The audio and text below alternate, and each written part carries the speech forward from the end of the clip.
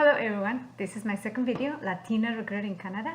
The first one was an introduction, and this one is going to be an overview of all the things that you need to do once you get to have your paperwork ready to work in Canada and you're physically in Canada, okay? And I put some notes back there so I don't forget to cover them all.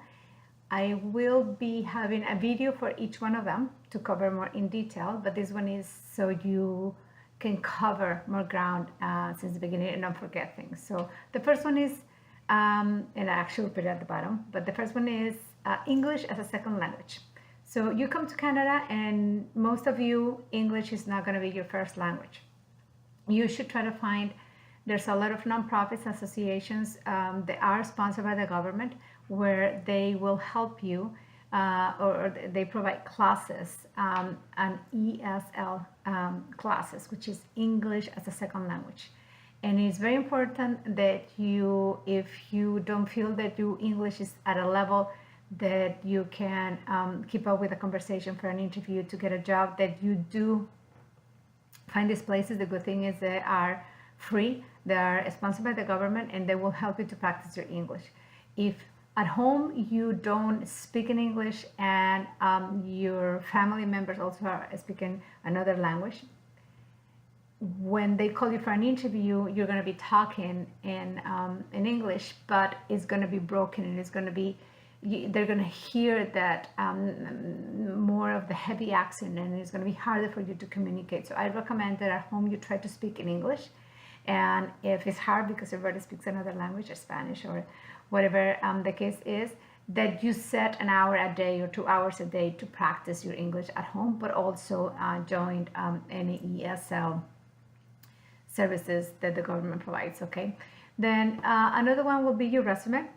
Your resume, the feel and look of a Canadian resume is completely different of a resume that comes from Latin America or from Europe, okay? So you have to make sure that you search for resumes that are Canadian and try to imitate that format and that the information that is provided. There's a lot of things that you don't need to provide if you're married or you're married or not. You need to provide your age, or female or male.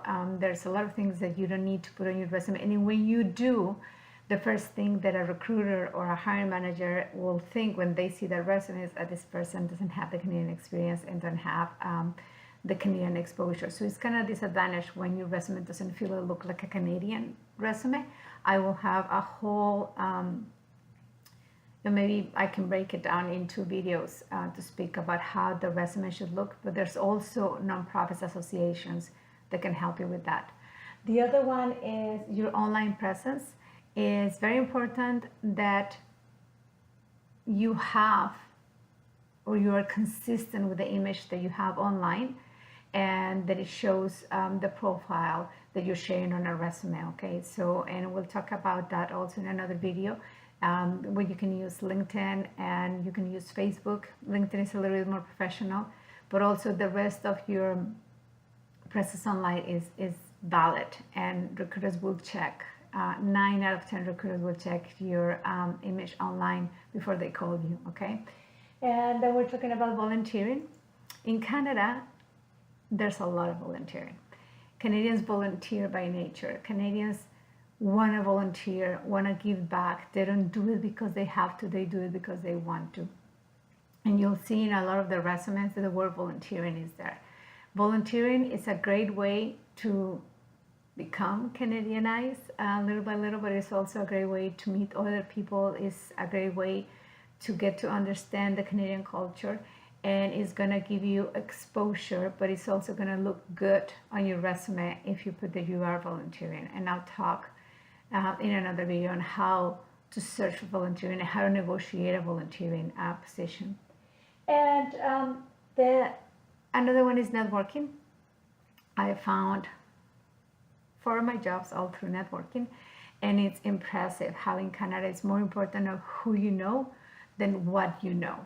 And networking is not only online. I know a lot of the millennials will do it, everything to social media and all the applications to job boards online, but it's also going to events, participate and associations and meetups and face-to-face, inviting people for a coffee just to talk about what they're doing and what type of business they have.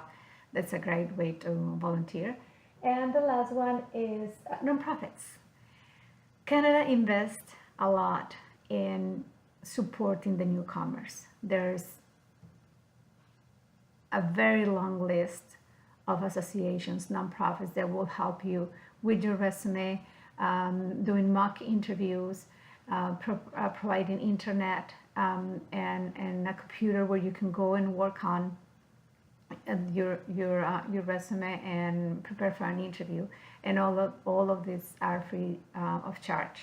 So I will try to figure out how to add a list to this video, and I will put some of the nonprofits that I have there in Ontario, but I'm sure there's way more across Canada. So make sure you take advantage of those places and you sign up and you go there and you get the support that you need, okay?